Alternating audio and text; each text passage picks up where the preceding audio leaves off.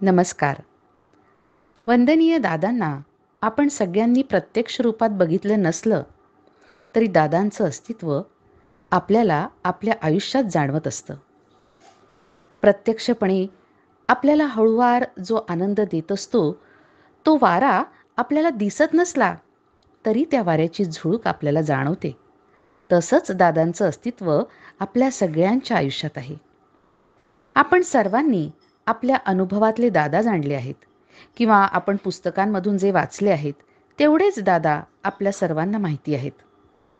पण कार्याच्या सुरुवातीपासून दादांसोबत जे सेवक होते त्यांनी जेवढं जवळून दादांना बघितलं आहे, त्यांना जो दादांचा सहवास लाभला आहे तो सगळ्यांनाच लाभला असं नाही आणि सगळ्यांना अनुभव पण सारखेच आले असंही नाही. दादांचे विविध पैलू आपल्याला या सर्वांशी आपण जेव्हा प्रत्यक्षात भेटू तेव्हा कळतात. पण सगळ्यांनाच जे ज्येष्ठ सेवक केंद्रप्रमुख आहेत त्यांना भेटणं शक्य नाही. तेव्हा ज्या गोष्टी आपण पुस्तकात नाही वाचल्या, पण ज्या गोष्टी या सगळ्यांच्या हृदयात कायमच्या कोरल्या गेलेल्या आहेत, असे अमृतानुभव आपल्याला माहीत नसलेले दादा, दादांच्या आठवणी या सर्व भक्त भाविकांपर्यंत पोहोचाव्यात या दृष्टीनं गुरुसंवाद ही मालिका आम्ही आपणासमोर प्रस्तुत करीत आहोत. या मालिकेमधून आपण न ऐकलेले, आपल्याला माहीत नसणारे वंदनीय दादांसोबतचे या सर्वांचे सुखद क्षण अशा सर्व ज्येष्ठ गुरुबंधू भगिनी आणि केंद्रप्रमुखांकडून घेतलेल्या या मुलाखती आपण सर्वांना मार्गदर्शक आणि येणाऱ्या तरुण पिढीला प्रेरणा देऊन प्रोत्साहित करून कार्य पुढे नेण्याला निश्चितच मार्गदर्शक ठरतील. या सर्व मुलाखती या चॅनलवर आपणास बघायला मिळणार आहेत. तेव्हा या अमृतानुभवांचा आपण सर्वांनी लाभ घ्यावा ही आपण सर्वांना विनंती. शुभम भवतु. गुरुसंवाद या मालिकेअंतर्गत आज आपण ऐकूया नाशिक केंद्रप्रमुख अक्का नारखेडे यांच्या मुलाखतीचा भाग 2. गुरुदास, याबद्दल तुम्ही काय सांगू शकाल?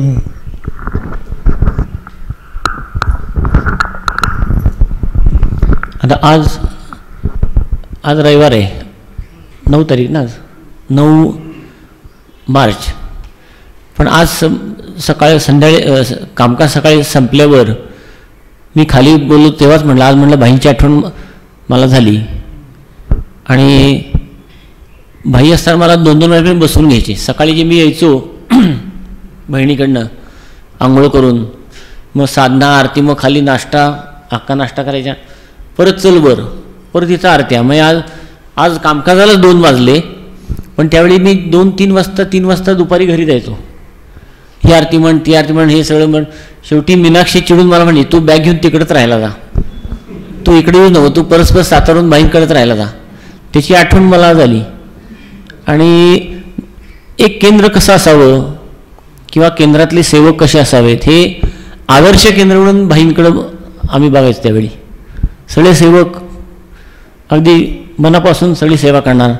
आतासुद्धा एक नवीन फळी नाशिकला तयार होती आहे सगळ्या सेवकांची.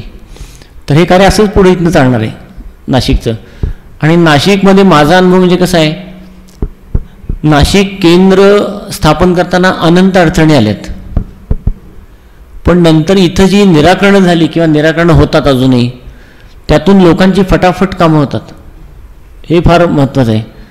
म्हणजे लोकांना म्हणजे कामकाज 2 वाजेपर्यंत बसलं तरी कंटाळा येत नाही आणि लोक इतक्या भक्तिभावाने येतात आणि आनंदाने जातात. हे दादांच्या कार्याचा विषय आहे. ते नाशिक केंद्रातून 100% होत असतं नेहमी. इथं आल्यावर तुम्हाला कसं वाटतं बघा, प्रसन्न.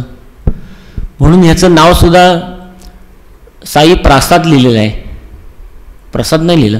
साईंचा प्रसाद आहेच, प्रसाद कुठला साईंचा? हा इथं केंद्र असणार साई प्रसाद आहे, आणि केंद्र कुठल्या राजवाड्यात असणं तो साई प्रसाद आहे, असा दोन्ही अर्थ याचा आहे. त्यामुळे इथं कामकाज करायला मजा येते. आणि मला नेहमीच नाशिकला आवडतं यायला. बहीण असल्यापासून आम्ही नाशिकला येतो.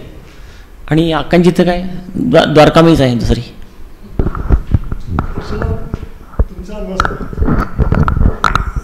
भाई इथं भाईंच्याबद्दलचं आता आपण आठवणी करतोय, तर तुम्हाला हे कार्यात आल्यापासून आणि भाईंचा पण सहभाग जो लाभला त्याबद्दल काही आठवणी सांगा.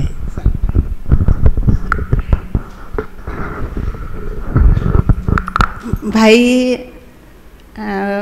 मला म्हणजे भाई आणि दोघंही मला घेऊन जायचे. तेव्हा तर लहान होती, काही समजायचं नाही, पण कंटाळा पण यायचा मला, हे काय बाबा काय बाबा. पण तिथे म्हणजे आता सगळे लहान लहान बरेच भेटायचे तिथे, म्हणजे माझे जे मित्र मैत्री यशोदा वगैरे होते हे सगळे, तर त्यांच्यावर खेळण्यातच माझं जायचं. पण आरतीची खूप आवड असायची मला, म्हणजे आरती सुरू झाली की एकदम चिडचूप शांतता. आणि दादांची आरती ऐकून थोडी ह्यांच्याबरोबर बसून सगळ्यांबरोबर मी पण मग ती म्हणायला सुरुवात केली व्यवस्थित.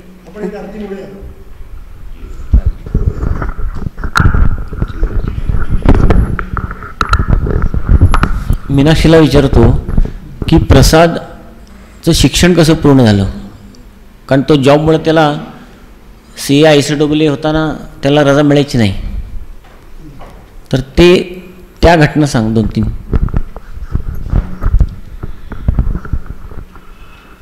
प्रसाद म्हणजे माझे मिस्टर, ते CA करायचं त्याने ठरवलं वडिलांच्या आग्रहाखातर. आणि माझ्या सासूबाई हे सगळं दादांना विचारल्याशिवाय काही करायचं नाही. फक्त हेच असं होतं की दादांना विचारलं नव्हतं आणि सासऱ्यांच्या आग्रहाखातर CAला आले होते. मग जेव्हा CA करायचं ठरवलं, पहिले ग्रुप काही पास झाले, मग शेवटच्या ग्रुपला फार वेळा बसावं लागलं. आणि जॉईंट CA व्हायच्या आधी एकदा सासूबाई घेऊन गेल्या दादांच्याकडे आणि दादांना सांगितलं की असं असं ॲडमिशन घेतलेली आहे आणि हे करायचं असे त्याची इच्छा आहे. दादा 2 मिनटं शांत बसले आणि नंतर म्हणले होईल. पण उच्चार केला की होईल तो, पण गुरुकृपेने होईल असं सांगितलं. म्हणजे त्यांच्या पत्रिकेमध्ये सुद्धा ते इंजिनियर होतील असं आहे, पण CA होण्यासाठी दादांच्या आशीर्वादाची गरज होती आणि तो दादांनी आशीर्वाद दिला. आणि त्यानंतर CA करता करता शेवटच्या ग्रुपला खूपच अडकाडकी झाली. लग्न झालेलं होतं, पण मग अचानक त्याने राजीनामा दिला. आणि कारण ऑफिसमध्ये असं झालं की कमी शिकलेल्या जे मुलगा होता त्याला वरचं प्रमोशन दिलं आणि तो फुल फ्लेज नाही आहे, त्यांचा कलीग होता, त्याला प्रमोशन दिलं नाही. तेव्हा त्यांच्या डोक्यात आलं की आपल्याला हे पूर्ण केल्याशिवाय उपयोग नाही, जरी पगार आत्ता मिळाला तरीसुद्धा CA होणं आवश्यक आहे. आणि मग राजीनामा देऊन घरी आले. आता मी म्हटलं आता दादांना विचारल्याशिवाय काही करायचं नाही, म्हणून आम्ही पुण्याला गेलो, दादांना सांगितलं आणि दादा म्हणले होशील, आईवडिलांच्या जवळ राहून पैसा मिळवायचा नाही, तू CA होशील. आणि त्यानंतर यांनी खूप अभ्यास केला आणि एकाच वर्षात 18 पेपर CA आणि ICAA असं दोन्ही केलं आणि साईड बाय साईड एक MCOMसुद्धा झालं. आणि त्यानंतरचं गुरु सांगते. आमच्या मिळून भारत फोर्सला तो लागला जॉईन, पण त्याला फायनल ग्रुपला एक्झामला रजाच मिळायची नाही, कारण कामसुद्धा एवढं प्रचंड होतं. मग मी पुण्यात जेव्हा द्वारकामात गेलो तेव्हा दादांना विचारलं, म्हणलं प्रसादचं असं असं आहे, त्याला फायनल ग्रुपला बसायला त्याला रजाच मिळत नाही कंपनीची. तर दादा ज्यावेळी हिच्या सासूबाई जेव्हा विचारायला गेल्या तर दादा 1-2 मिनटं थांबले होते की असं असं CAला त्याला घातलं आहे असं सांगितल्यावर. पण दादाने 2 मिनटं थांबून मग उच्चार केला होईल तो CA. पण त्या 2 मिनटात काय झालं असेल?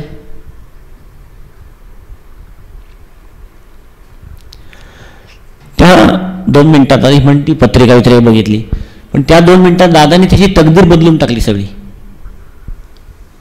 CA होण्याच्या दृष्टीने. आणि मी जेव्हा दादांना विचारलं त्याच्याबद्दल तेव्हा दादा म्हणले त्याची खरं टेक्निकल साईड आहे. हे दादाकडे पत्रिका विषयच नव्हता, त्याची टेक्निकल साईड आहे, त्याला म्हणून मी भेटायला बोलवले. मग मी घरी आलो प्रसरलं म्हणत तुम्हाला भेटायला बोलले दोघांना. मग हे दोघं दादा म्हणले जायचं नोकरी सोडायची,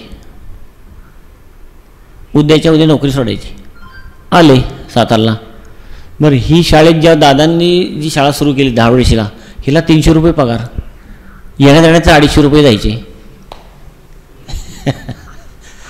आणि प्रसाद तर नोकरी सोडायला सांगितली दादांनी. पण आमचे आईवडील आणि प्रसादचे आईवडील श्रद्धा प्रचंड दादांच्यावर. दादांनी सांगितले ना, नोकरी सोड, आम्ही तुम्हाला सांभाळू दोघांना, असं दादांनी हे केलं. पण नोकरी सोडली. ही म्हणली त्या पुढच्या 1 वर्षात तो 18 विषय देऊन CN ICW दोन्ही झाला. पण टेक्निकल साईड असताना ती बदलून ह्या साईडमध्ये हे होणं ही सद्गुरू दादाच करू शकतात, बाकी कोण करू शकत नाहीत. मग पुढचं सगळं हे झालं. कराड आलं आणि नाशिक आलं. फोन घ्यायचे दादा म्हणे त्याला नाशिकला जायला सांग. तरी हिच्या सासऱ्यांना एक आशा होती की मुलगा CA झाला आहे, त्याला किर्लोस कमी नोकरी आहे, बंगला आहे, गाडी आहे. म्हणून त्यांनी एकदा फोन केला परत. दादा म्हणे एकदा सांगितलं नाशिकला जा, परत मला विचारू नका. आणि मग 1990ला सगळे विराट नाशिकला, ते आता नाशिकवासी झाले.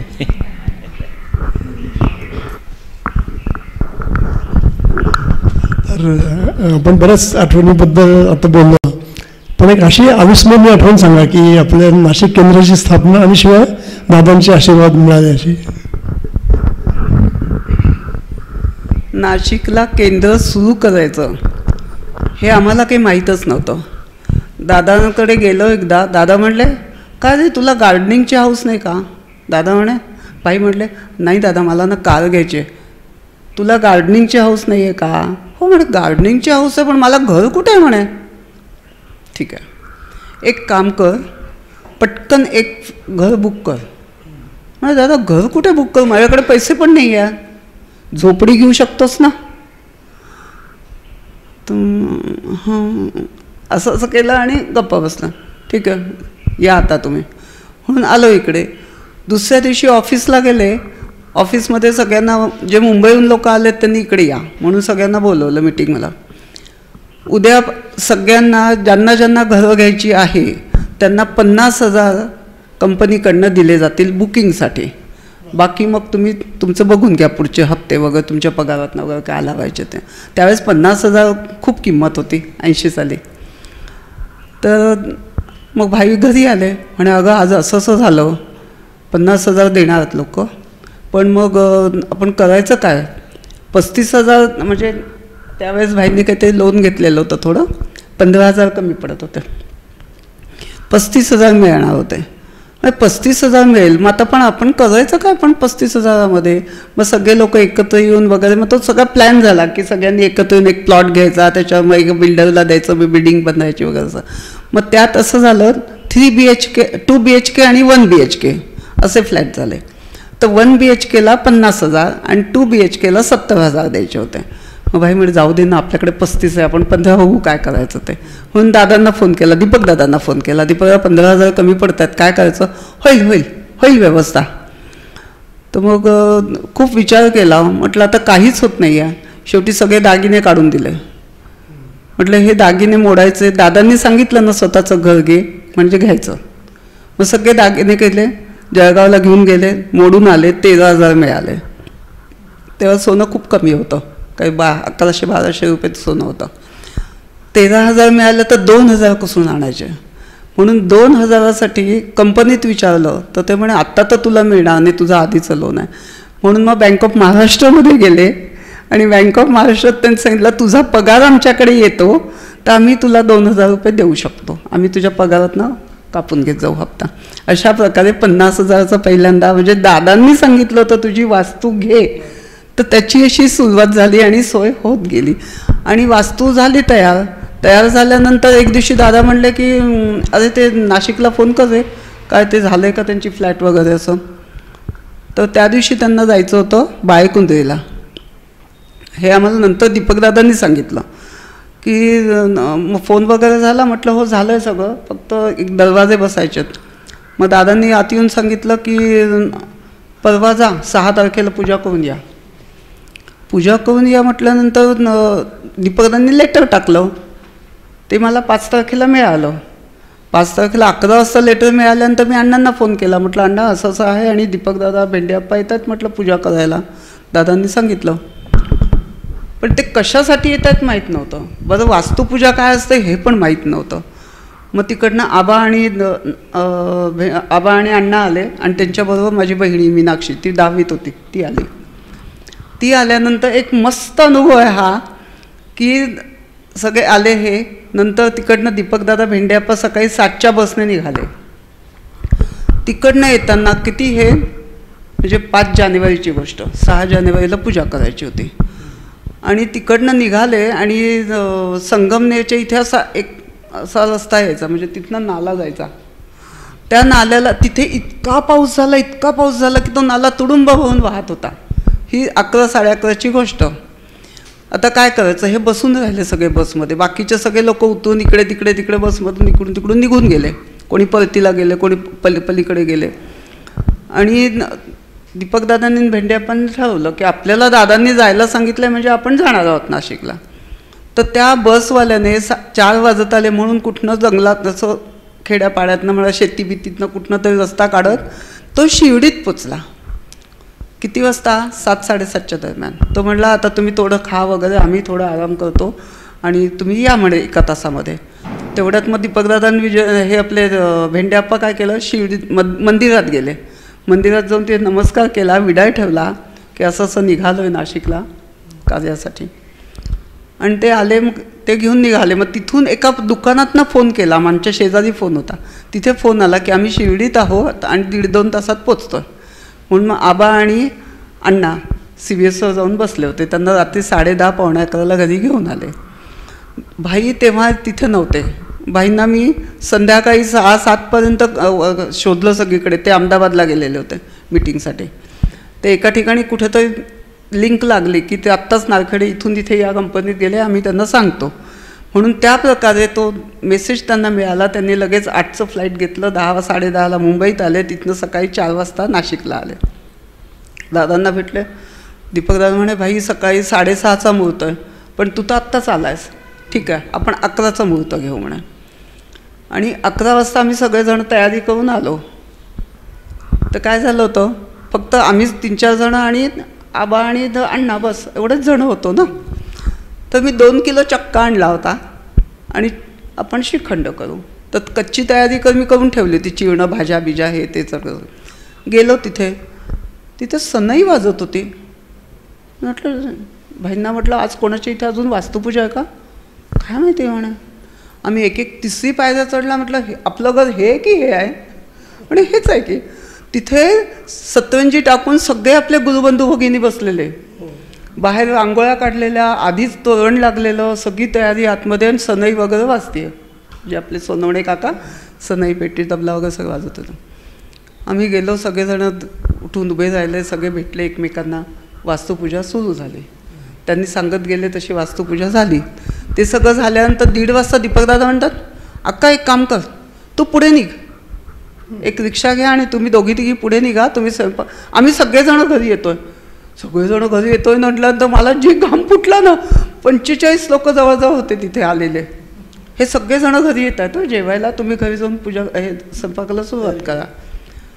तर डोकं तरी चालावं की नाही माझं. मी आणखीन बाईकरांना म्हटलं जा, म्हटलं आणखीन 5 किलो चक्का घेऊन या.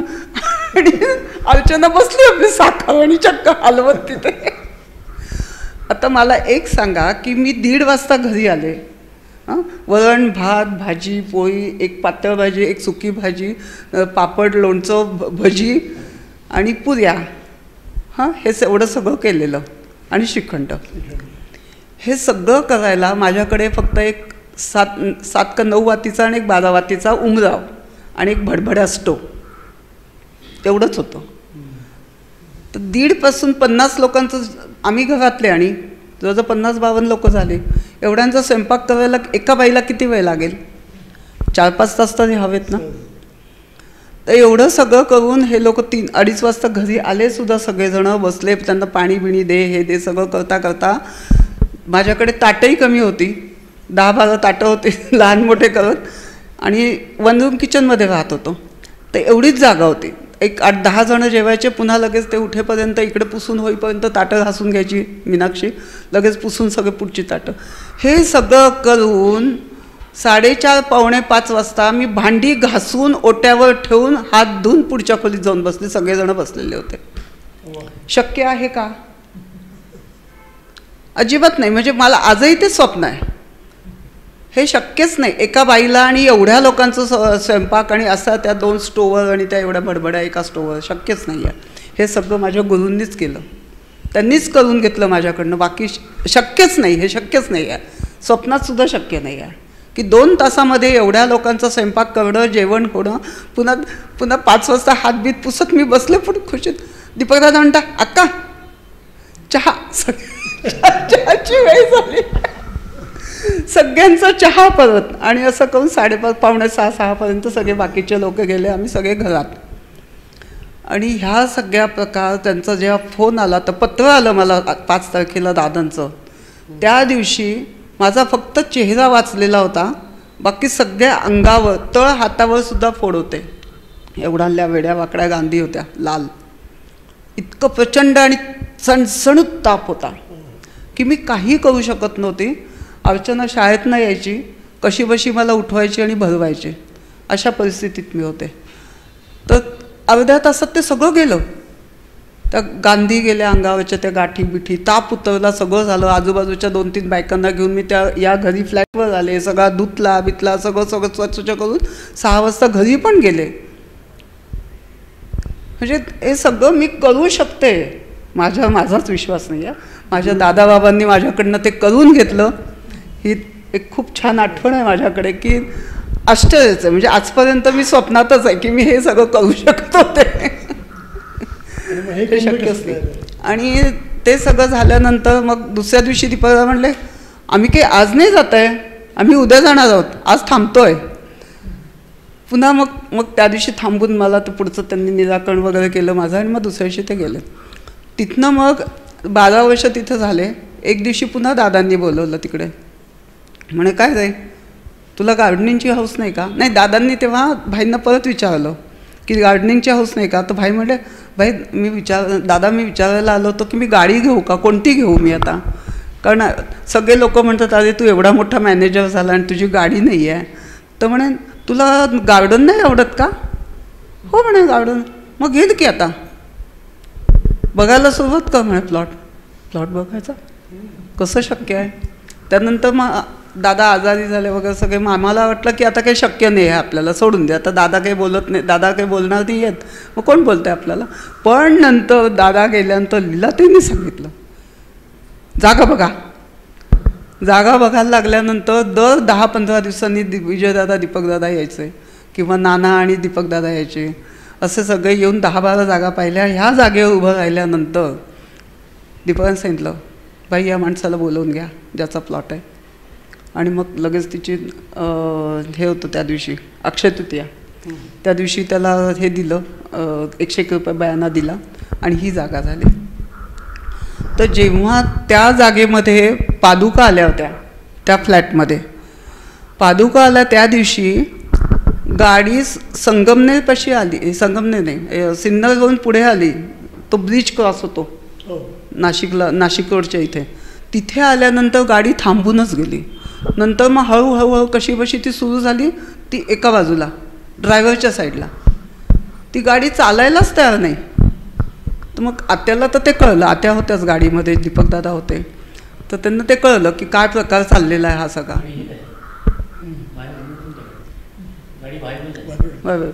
तर मग त्यांनी सांगितलं की अरे आम्हाला जाऊ तर द्या म्हणे ठिकाणावर, आम्ही गेल्यानंतर आंघोळ केल्यानंतर तर तुम्हाला मुक्तता देऊ की नाही.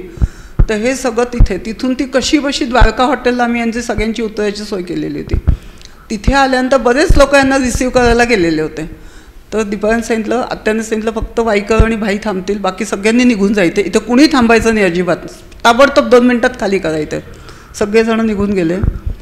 आत्याने दीपकांनी सगळ्यांनी आंघोळ केल्या आणि तिथे आम्ही सगळीकडे बुके लावले होते आणि धूप फिरवून ठेवलेला होता रूममध्ये. तिने एकेका पाकिटनं त्यांना मुक्त केलं आणि पटकन ते सगळं एका कागदात गुंडाळून वाईकरांजवळ दिलं, हे टाकून या, पटकन विसर्जित करून या.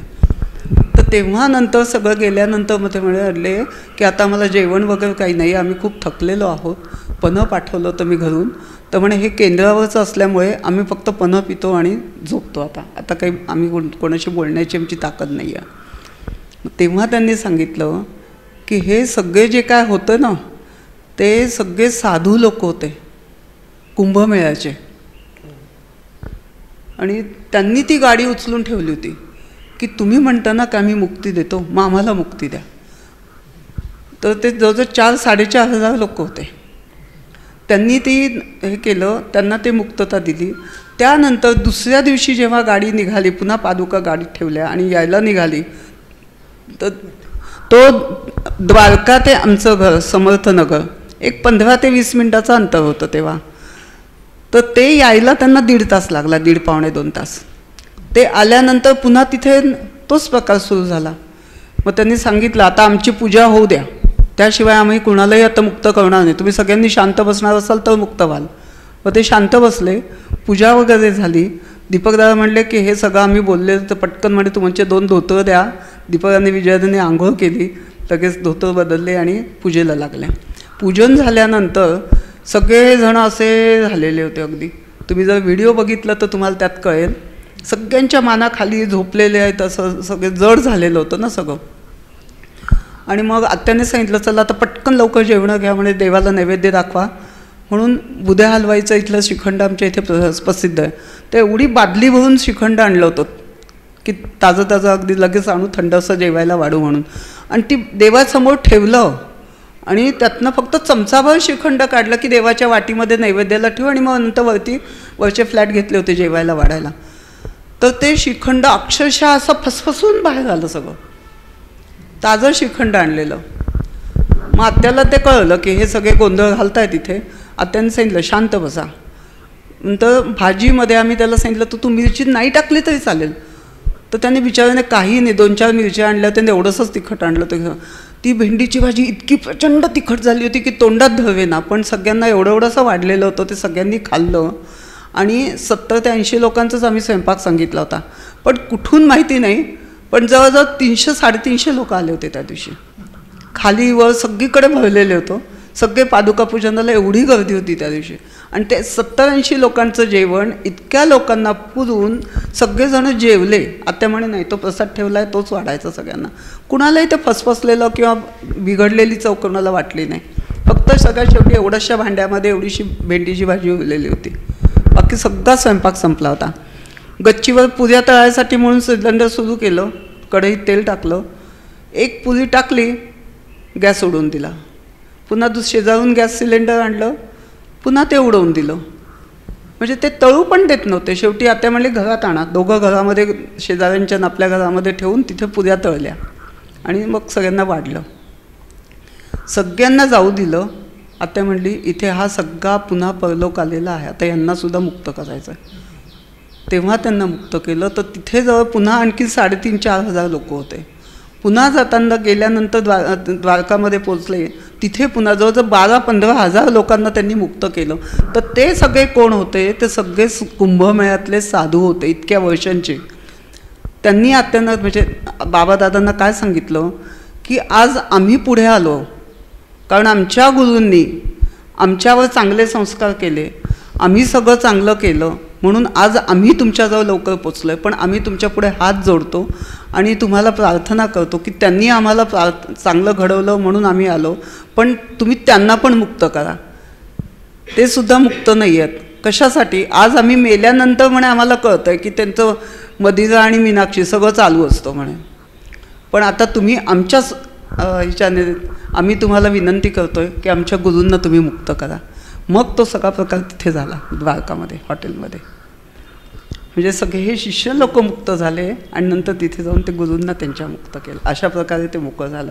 तेव्हा दादा तिथे जाऊन म्हणले, म्हणजे तिथे आत्यांच्या माध्यमातून वगैरे, की एक दिवशी म्हणे आता मलाही वाटतं, म्हणजे दादांनी तर आधी म्हटलंच होतं जेव्हा वास्तू झाली तेव्हा हा जो प्रकार झाला होता इकडनं शिवडीला जा तिकडे या असं हे का, तर तेव्हा म्हणे मला वाटतं दीपकला ना पोतभर अक्षरा घेऊन बसवावं हेलिकॉप्टरमध्ये, संगमनेर ते त्र्यंबकेश्वर म्हणे वरतून अक्षरा घालाव्या म्हणजे सगळे मोकळे होते. तसंच ह्या घराच्या वेळेस झालं. ह्या घराच्या वेळेस सुद्धा बांधकाम वगैरे करताना म्हणजे दादांचा हा आणखीन सगळ्यात मोठा अनुभव की तू तुझा राहता फ्लॅट विक. आता फ्लॅट विकल्यानंतर तो दुसऱ्याला द्यावाच लागतो ना ताबा. अशाच माणसाला विक की तिथनं केंद्र ह्याच वास्तूमध्ये येईल, पण तुला पैसे पण देईल. आणि त्यांच्या गुरुकृपा आशीर्वादाने अशीच आम्हाला एक व्यक्ती मिळाली, डिसूजा मॅडम म्हणून. तर ते म्हणे कोई बात नहीं, मैं आपको पैसे दे देती हूँ, लेकिन मेरा बेटा सामने ही रहता है. तिचा एक मुलगा समोर शिकत होता भोसला मिलिटरी स्कूलमध्ये. मी 15 दिवसातनं त्याला एकदा भेटायला येते आणि मी CMSवर रात्रभर बसतो आणि दुसऱ्या दिवशी त्याला भेटून दुपारच्या गाडीने जातो. तर मी एक रात्र तुमच्याकडे इथे राहिली तर चालेल का? म्हटलं अगदी आनंदाने, तुमचंच घर आहे. आपला नातेवाईक आला असता तर आपल्याकडे राहतोच की नाही. तशा प्रकारे त्या बाईंनी आम्हाला दिवाळीच्या आत सगळे पैसे देऊन टाकले. आणि दादांनी सांगितलं होतं 3.25 ते 3.5 लाखामध्ये विक. 3.35 आपला फ्लॅट गेला. आणि तो पैसा लावून आपलं इथे बांधकाम सुरू झाली. कारण बांधकाम दाखवल्याशिवाय पुढची लोन मिळत नाहीत. असं करत सगळे लोन मिळत गेले आणि वास्तू झाली. वास्तू होतानासुद्धा खूप अडचणी आल्या, खूप प्रॉब्लेम झाले, पैसे नसायचे. तर एक दिवशी माझ्याकडे 5,000 नव्हते. ते हा स्लॅब टाकायचा होता, तो टाकला नाही. तर दिवाळी होती पुढे, महिनाभर हे भैया लोक तिकडे गेले की येत नाहीत. एक दिवस आलं मशीन, भाई नव्हते इथे, 5,000 फुकट गेले. तर म्हणे भाभी अभी नहीं दिया, सहदेवन आमचे कॉन्ट्रॅक्टर होते, तो कल भी रह जाएगा, तो हमें अभी 1 महीना लेट हो जाएगा. म्हटलं मग दीपकांना म्हणे लेट नाही करायचं आपल्याला. जात होते टेन्शनमध्ये. तिकडनं आमच्या एक ओळखीचं विजू नेटके म्हणून ते येत होते. म्हणे परत आलं पाठीमागे, काय का काय बघत नाही, लक्ष देत नाही. मी इथनं समोर न गेलो. म्हटलं नाही ते मला जर टेन्शन आहे. म्हटलं तू इकडे कुठे चालला? म्हणे मी सोफा घेतो एकाचा बघायला चाललं. म्हटलं तुला आमचा सोफा आवडतो ना? हो म्हणे. म्हटलं हे विजू मला घरी सोड दे. घरी सोडलं. म्हटलं वरती आहे. म्हटलं हा सोफा तुला आवडतो ना, घेऊन जा हा सोफा. नाही गं तुझा सोफा हा 13-14 हजाराचा आहे, मला 5च हजारापर्यंत हवा आहे. म्हटलं 1 रुपया दे. 1 रुपया घेतला. म्हटलं 5,000 घेऊन ये आणि हा गाडी पण घेऊन ये ना, सोफा घेऊन जा. म्हणून त्याचा मी 5,000 तो सोफा देऊन टाकला. कारण जर का तिला तेव्हा दिला नसता तर पुन्हा आणखीन 5,000 ते वाढलेच असते इकडचे. मग काय उपयोग झाला असता. आणि काम पुन्हा पुढे ढकलायचं नव्हतं. दीपकाने सांगितलं होतं 1 वर्षाच्या आत काम पूर्ण झालंच पाहिजे, नंतर 100 वर्ष मुहूर्त नाही आहे याच्यासाठी. तर मग ते त्या प्रकारे करायचंच होतं. आणि तो प्रकार झाला, त्याला ते देऊन टाकलं. तिचं असं हा स्लॅब पडला. ह्या अशा सगळ्या ह्याच्यात पैसे नसायचे. पूर्ण पावसाळा गेला तो. 95च्या पावसाळ्यामध्ये एकही पाऊस इथे असा झाला नाही की बिल्डिंग पूर्ण ओली झाली. सगळं पाणी खेचून बादलीतनं पाणी टाकायला लागलं बिल्डिंगवर. आणि 50 रुपये बाई घ्यायची, 60 रुपये पुरुष घ्यायचा पाणी टाकायचे, पण तेही पैसे नव्हते द्यायला.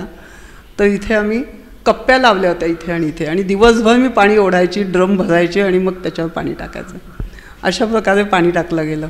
पण आमचा सहदेवने इतकं सुंदर बांधकाम केलं आहे की आज 30 वर्ष होतील आता 25 ऑगस्टला. कुठेही हा रंग खराब झालेला नाही किंवा कोणाला वाटत नाही 30 वर्षात ह्याचा काही मेंटेनन्स केलेला नाही किंवा काही नाही.